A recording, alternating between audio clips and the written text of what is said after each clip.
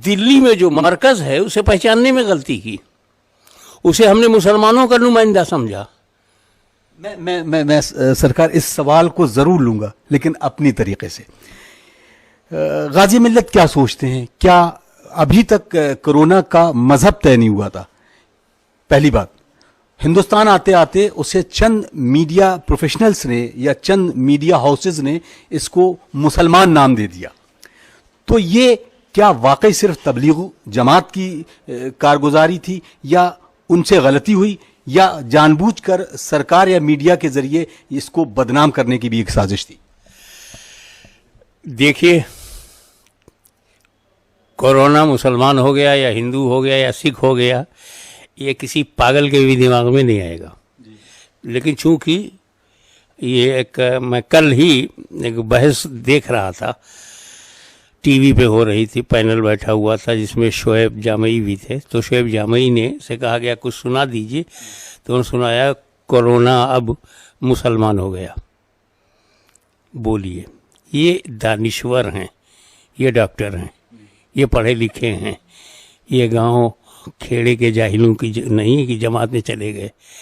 ऐसे समझदार लोग कोरोना अब मुसलमान हो गया पढ़कर मीडिया में सुनाएंगे, चैनल पर सुनाएंगे, तो ये क्या मैसेज दे रहे हैं? क्या बीमारियां भी इस्लाम पसंद हो गई हैं, या सारी बीमारियां इस्लाम हैं और ये सब पर अटैक कर रही हैं जो इस्लाम अटैक कर रहा है? तबलीगी जमात ना इस्लाम है ना अहले सुन्नत है, ये एक ऑर्गेनाइजेशन है, और ऑर्गेनाइजेशन को जिंदा रहने के लिए कुरान और हदीस का नाम तो लेना ही पड़ता है। सहाबा का नाम लेके ज़िंदगी, अहले बैत अतहार का नाम लेना पड़ता है, औलिया किराम का नाम लेना पड़ता है, उनके नक्शे कदम पर चलने के बजाय। इसलिए कि सारी आफत इसीलिए आई कि हमने रसूल पाक के घर घराने की सुन्नतों को नज़रअंदाज किया है। इनमें से आप देखें, सहाबा किराम ने कोई तंजीम नहीं बनाई, इस्लाम फैलाया। ताबईन ने इस्लाम फैलाया, अहले बैत अतहार ने इस्लाम फैलाया। मुझे बताइए, इमाम हुसैन हो, इमाम ज़ैनुल आबिदीन हो, या इमाम मोहम्मद बाक़िर हो, या इमाम जाफ़र सादिक अलैहिस्सलाम, कोई हो, किसने कौन सी तंजीम की? ये सदर थे, इनकी तंजीम में कौन खाजिन था, इनकी तंजीम में कौन प्रचार मंत्री था, इनकी तंजीम, ये ऑर्गेनाइजेशन था कि ये खुद ही इस्लाम थे? इस्लाम को ऑर्गेनाइजेशन नहीं चाहिए था। अपनी अपने वक्त में हर इमाम इस्लाम था, इस्लाम है। तो ये ख्वाजा गरीब नवाज आए, बहुत करीब की बात बता रहा हूँ, हिंदुस्तान में आए, पृथ्वीराज चौहान के ज़माने में आए, हिंदू हृदय सम्राट के ज़माने में आए और रहे। कौन सी तंजीम बनाई, कौन सी ऑर्गेनाइजेशन थी, कौन सी तहरीक चलाई? बख्तियार काकी कौन से नायब सदर थे, कौन सदर था, कौन जनरल सेक्रेटरी था, कौन प्रोपेगेंडा सेक्रेटरी? वो इस्लाम फैलाने आए थे, अपना नाम फैलाने नहीं आए थे। खुद को फैलाने के लिए, खुद को बताने के लिए तंजीम चाहिए, और खुदा को बताने के लिए इस्लाम चाहिए। वो इस्लाम फैलाने आए, इस्लाम फैलाया अपने लिए। अब देखें आप, पूरा खिलजी दौर, मैं किसी दौर को अच्छा और बुरा कहने वाला कौन, बहुत मुताले की ज़रूरत है। खिलजी आए, गुलाम वंश आया, मुग़ल आए, मगर कभी भी शिवाजी के ज़माने में हिंदू मुस्लिम राइट महाराष्ट्र में नहीं हुआ, निज़ाम के ज़माने में तेलंगाना में हिंदू मुस्लिम राइट नहीं हुआ, राणा प्रताप के ज़माने में राजस्थान में हिंदू मुस्लिम कभी नहीं हुआ, मुग़ल के ज़माने में हिंदू मुस्लिम कभी नहीं हुआ। क्योंकि ऑर्गेनाइजेशन नहीं थी, मजहब था। राजा कोई भी हो, नवाब कोई भी हो, बादशाह कोई भी हो, हुकूमत कैसी भी हो, हमें हमारे मजहब पे चलना है। हिंदू को सनातन धर्म पे चलना है, मुसलमान को इस्लाम पर चलना है। कोई संगठन नहीं बनाया था कि संगठन की अलग कोई पॉलिसी हो, संगठन का कोई अलग मकसद हो और मजहब से हटा हुआ कोई नज़रिया हो। अंग्रेज़ आए, उन्होंने देखा कि यार ये तो अपने अपने मजहब पर बड़ी खुशी खुशी से अमल कर रहे हैं। हिंदू मंदिरों में जा रहा है, मुसलमान मस्जिदों में जा रहा है, अहले बैत के आशिक इमाम बाड़ों में जा रहे हैं, या कहीं लड़ाई नहीं है, कोई टेंशन नहीं है, तो का तंजीम बनाओ, ऑर्गेनाइजेशन बनाओ। ये हिंदुस्तान में चाहे जमात इस्लामी हो, चाहे मुस्लिम लीग हो, चाहे हिंदू महासभा हो, चाहे राष्ट्रीय स्वयंसेवक संघ हो, ये सब अंग्रेज़ों के दौर में बनाई गई तंजीमें हैं। جب تک انگریز نہیں آئے تھے یہ ذہنیت نہیں تھی کہ لڑاؤ بناؤ اور لڑاؤ. صرف لوگ اپنے دھرم پر عمل کر رہے تھے, صرف اپنے مذہب پر عمل کر رہے تھے. کوئی ان کی الگ سے ایسی تنظیم نہیں تھی جو مذہب کے نام پر الگ نظریہ رکھتی ہو. یہ انگریزوں کا نے اس بیج کو بویا ہے اور ہم کاٹ رہے ہیں. اور یہ سرکار ایک جملہ عرض کرنا ضروری سمجھتا ہوں, یہ جو تبلیغی جماعت ہے اس کو تو ہم 100 برس سے جھیل رہے ہیں. جو علماء اہل سنت ہیں حقیقت میں سنی مسلمان, یہاں تو 2 ہی فرقے تھے, ایک سنی تھے شیعہ تھے. یہ سنی بھی نہیں ہیں شیعہ بھی نہیں ہیں اور اپنا نام بتاتے بھی نہیں کہ آج کل ہم وہابی ہو گئے ہیں. ہم کو نہ سنیوں میں رکھو نہ شیعوں میں رکھو, ہم وہابی سلفی اور سعودی پروڈکٹ ہیں. تو یہ لوگ اس مذہب کے نام پر چل ہی نہیں سکتے. یہ مجبور ہیں آرگنائزیشن بنانے کے لیے, یہ مجبور ہیں جماعت بنانے کے لیے. جماعت اسلامی, اب وہ جماعت ہے نا, اسلام تو نہیں ہے کہ جو جماعت اسلامی میں نہیں مسلمان نہیں ہے. یہ تبلیغی جماعت ہے, تو جو تبلیغی نہیں ہے وہ مسلمان نہیں. تو پھر آپ کیوں ٹھیکہ لیے بیٹھے ہو سارے مسلمانوں کا؟ آپ خواجہ نظام الدین محبوب الہی کی درگاہ کے پاس مرکز بناتے ہو, ایک وقت بھی سلام کرنے جاتے ہو. جس نے اسلام پھیلایا تبلیغ جماعت کا اس سے کوئی رابطہ نہیں. اسلام پھیلایا غریب نواز نے, اسلام پھیلایا خواجہ نظام الدین محبوب الہی نے, اسلام پھیلایا مخدوم سمنانی نے, اسلام لکھنؤ میں پھیلایا مخدوم مینا نے. ان تبلیغیوں کا اسلام پھیلانے والوں سے کوئی تعلق ہی نہیں ہے.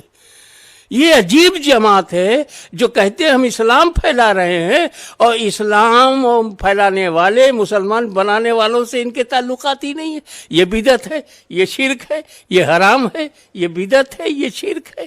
آپ بتائیے 900 برس سے ایک صاحب کہنے لگے کہ 900 برس سے ہماری حکومت تھی. کہاں ہماری حکومت تھی؟ کوئی مغلوں کی تھی, کوئی خلجیوں کی تھی. ہماری حکومت تو دلوں پہ تھی.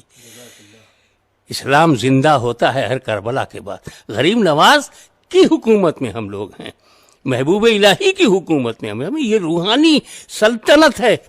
اس لیے ہندوستان کو 1000 تبلیغی جماعت بھی اس ملک کا کچھ بگاڑ نہیں سکے گی. تو اب سوال یہ اٹھتا ہے کہ کیسے ہم امت مسلمہ کو یکجہتی کے پلیٹ فارم پر, یونٹی کے پلیٹ فارم پر, اور خاص طور سے جسے ہم اتحاد بین المسلمین کہتے ہیں, اس کو کیسے زندہ رکھا جائے, اور خاص طور سے بیداری جو تعلیم کی ہے, اس دونوں سوال کو کیسے جوڑ کے آپ دیکھتے ہیں؟ ایک تو ہماری جہالت اور دوسری شخصیت پرستی.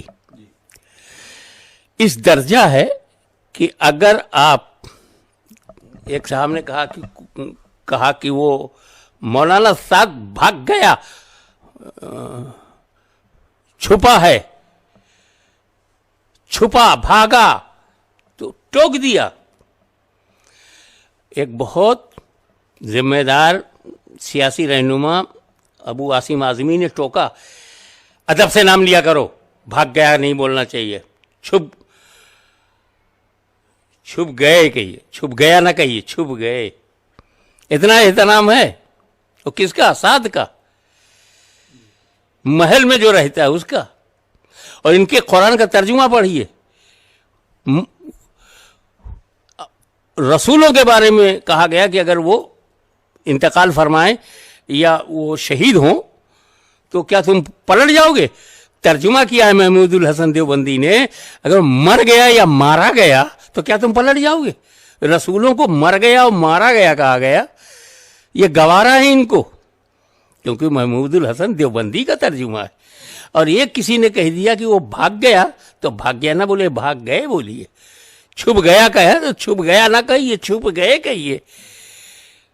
جب تک ان تبلیغیوں کے دل میں احترام رسول کی بہار نہیں آئے گی, یہ بربادی کا سامان مسلمانوں کے لیے سب سے زیادہ بنے رہیں گے.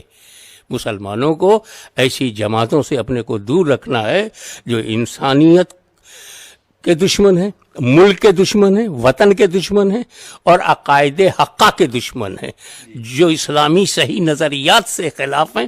ایسی تبلیغی جماعت ہو یا کوئی بھی جماعت ہو, ہم جماعت کے پابند نہیں، ہم اسلام کے پابند ہیں.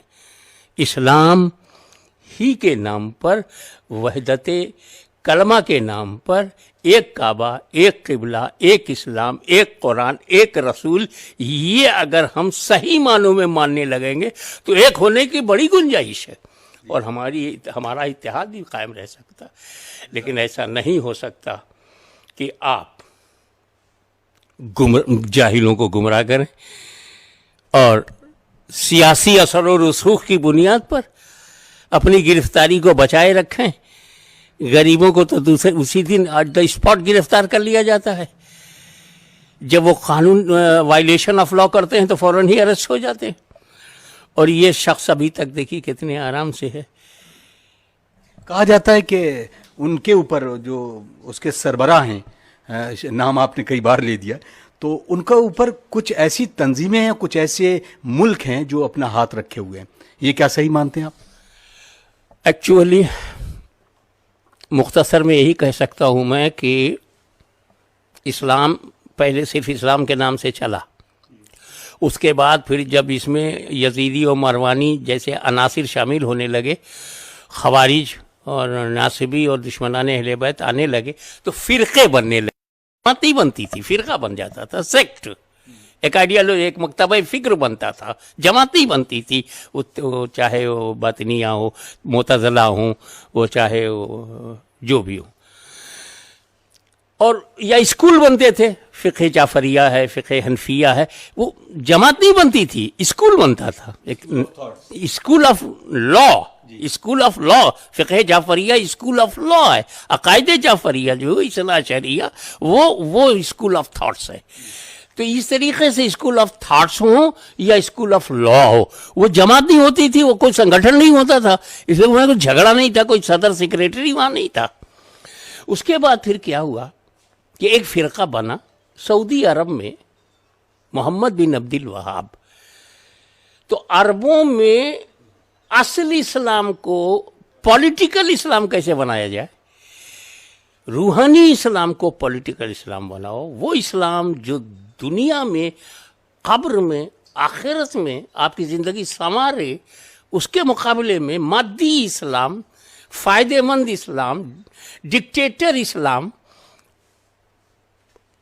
یعنی پولیٹیکل اسلام، یہ کرنے کے لیے محمد بن عبد الوہاب کا انتخاب برٹش گورنمنٹ نے اس وقت کیا تھا. پورا بری دنیا میں اس وقت سورج ہی نہیں ڈوبتا تھا، اتنی لمبی چوڑی حکومت تھی. یہ تو عرب میں ہے. اس نظریے کے جو سب سے بڑے فاؤنڈر ہیں محمد بن عبد الوہاب، اسی نام سے انہیں وہابی بھی کہتے ہیں، وہ عرب میں ہیں. ان کی عربی کو ہندوستان میں سب سے پہلے اردو میں جلوے آیا آج سے 180 برس پہلے شاہ اسماعیل دہلوی. انہوں نے ایک کتاب تقویت الایمان لکھی اور اس میں وہ ساری گمراہی کو شامل کر دیا جو محمد بن عبد الوہاب سے شروع ہوئی. اس نظریے کے سب سے بڑے فائنانسر جو ہیں وہ سعودی عرب ہیں. اسی کے اثر سے کویت ہے، دبئی ہے، ابو دھابی ہیں. یہ جتنے وہابی وائرس سے افیکٹڈ کنٹریز ہیں وہ تبلیغی جماعت کی طاقت ہے. اسی لیے گرفتار کرنے میں تکلیف محسوس ہو رہی ہے، ان کو جیل بھیجنے میں تکلیف محسوس ہو رہی ہے، ان پر 304 لگا تو دیا، اس پر عمل کرنے میں تکلیف ہو رہی ہے، کیونکہ ہندوستان دیکھ رہا ہے کہ یہ جاہل لیڈر، مگر اس کے پیچھے ایک عرب دنیا ہے جو خود بھی یزیدی بن چکی ہے، جو خود بھی خارجیت زدہ ہے، جو دہشت گرد ہیں.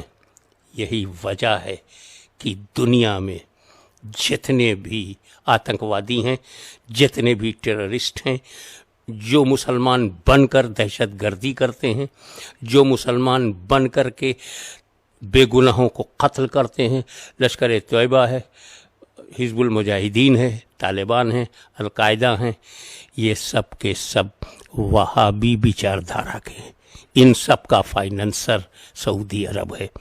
اور سنیے آپ، یہ وہابیوں کو ہلکے میں مت لیجیے گا. انہوں نے مسلمانوں کے تمام ضروریات کو دھیان میں رکھ کر کے سنگٹھن بنایا ہے. انہوں نے دیکھا کہ مسلمان بچوں میں، سنی مسلمانوں میں جن بچوں کو دین کی بڑی دلچسپی ہے ان کے لیے دارالعلوم دیوبند بنایا، ندوہ بنایا. انہوں نے دیکھا کہ سنی مسلمانوں میں جن بچوں میں روزہ نماز کا بڑا ذوق و شوق ہے ان کے لیے تبلیغی جماعت بنایا. انہوں نے دیکھا سنی مسلمانوں میں وہ کون لوگ ہیں جن کو ایجوکیشنل دلچسپی ہے، ایکیڈمک مزاج رکھتے ہیں، ان کے لیے جماعت اسلامی بنایا. کون شرپسند ہے، فسادی ہے، ان کے لیے انہوں نے سیمی بنا دیا ہے، حزب المجاہدین بنا دیا ہے، لشکر طیبہ بنا دیا ہے. جس مزاج کا جس کو پاتے ہیں اس مزاج کی ایک آرگنائزیشن بنا دیتے ہیں. یہ سب الگ الگ دکھائی دیتے ہیں، لیکن میں شکر ادا کروں گا اپنے پروردگار کا کہ تبلیغی جماعت کی حمایت میں جماعت اسلامی کو بھی دیکھ رہا ہوں، ندوۃ العلماء کو بھی دیکھ رہا ہوں، اور دیوبند کی بڑی بڑی شخصیتیں کو جو شیخ الحدیث ہیں، شیخ التفسیر، ان کو دیکھ رہا ہوں. معلوم ہوا الکفر و ملت الواحدہ کی بہترین مثال جو ہے آج ہمارے سامنے آ گئی ہے. ہم یہ عرض کر رہے ہیں کہ جڑ کاٹنے سے فتنہ ختم ہوگا، پتیاں کاٹنے سے نہیں. تبلیغیوں کو گرفتار کرنے سے بہتر ہے اس تبلیغی جماعت کی جڑ تک پہنچیے اور وہاں جا کر کے اس جڑ کا خاتمہ کریں، تاکہ نہ کوئی زہریلی پتیاں پیدا ہوں، نہ کوئی زہریلا پھل برآمد ہو.